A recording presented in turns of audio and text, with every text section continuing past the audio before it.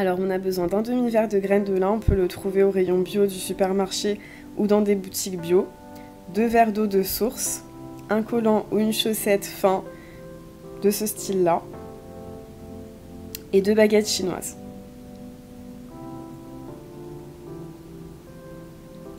Dans un premier temps, je fais chauffer l'eau et les graines de lin dans une casserole. Une fois que l'eau bout, je laisse cuire l'ensemble pendant 5 minutes en remuant de temps en temps pour éviter que les graines collent au fond de la casserole.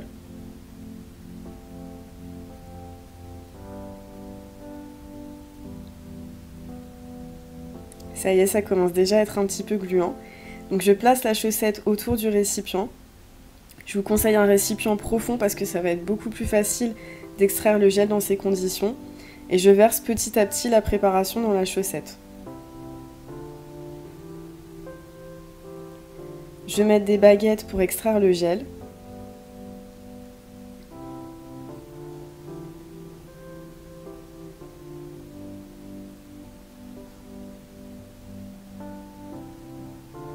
J'adore cette texture.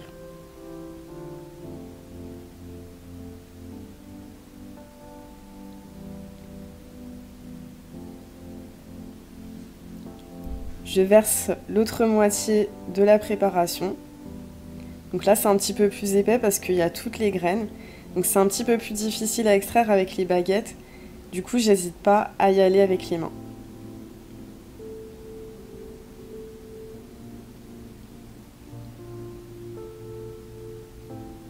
C'est facultatif, mais j'ajoute de la glycérine végétale, donc l'équivalent d'une cuillère à soupe, pour vraiment adoucir les cheveux et éviter l'effet cartonné que peut donner le gel de lin. Et avec ça, c'est vraiment une texture parfaite. Et de l'huile essentielle d'ylang-ylang pour parfumer, parce que c'est vrai que l'odeur n'est pas forcément géniale en fait. Avec l'huile essentielle d'ylang-ylang, ça donne vraiment une odeur sympa. Je verse ensuite dans le contenant de mon choix et je peux le conserver plusieurs semaines au réfrigérateur. Alors maintenant, je vais vous présenter une coiffure et je vais me servir du gel de lin pour plaquer les cheveux pour vous montrer ce que ça donne. Donc dans un premier temps, je vais hydrater mes cheveux pour leur redonner un petit peu de vie tout simplement parce qu'ils sont assez secs et j'ai gardé des vanilles plusieurs semaines donc ils sont assez emmêlés. Et ensuite, je mets de l'huile de coco pour les adoucir et pour que l'eau reste bien dans les cheveux.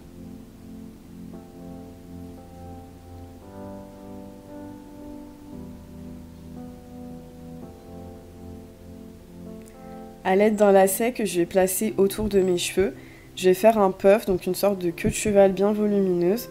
Donc je croise derrière et je remonte progressivement en serrant sur les deux côtés jusqu'à ce que la forme me plaise. Donc moi j'aime pas trop serrer parce que j'aime bien quand il y a beaucoup de volume, mais après on peut plus ou moins serrer selon les goûts, selon la longueur, etc.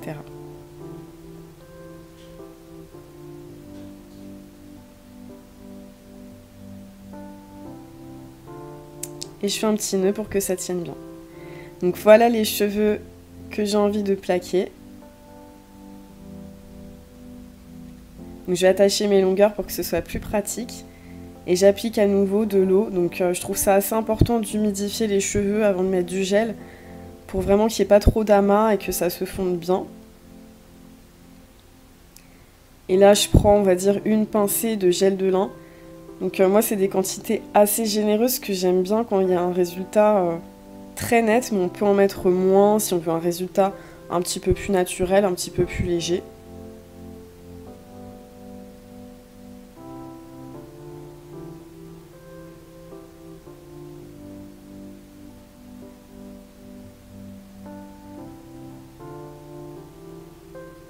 Voilà, et à l'aide de mes mains, j'aide le gel de lin à pénétrer mes cheveux. Avec une brosse avec des poils comme celle-ci, je plaque les cheveux.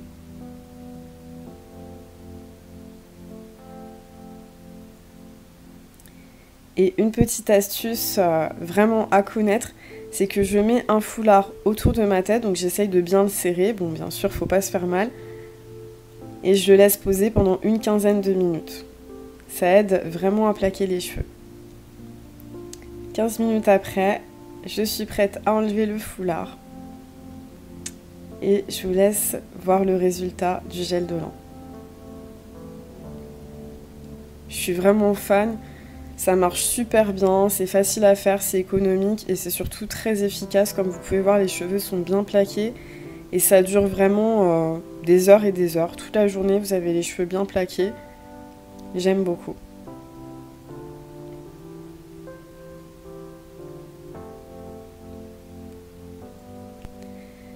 N'hésitez pas à me dire en commentaire si vous avez déjà essayé le gel de lin, quelle recette vous avez fait, est-ce que c'est à peu près comme moi, qu'est-ce que vous en avez pensé, et si vous essayez ma recette, n'hésitez pas à m'en donner des nouvelles. En tout cas, moi je suis trop contente d'avoir réussi ma petite recette. Je vous remercie beaucoup d'avoir regardé la vidéo, si ça vous plaît, n'hésitez pas à mettre un pouce j'aime pour que je vous fasse découvrir plein d'autres recettes, et n'hésitez pas à vous abonner à ma chaîne. Je vous fais de gros bisous, à bientôt.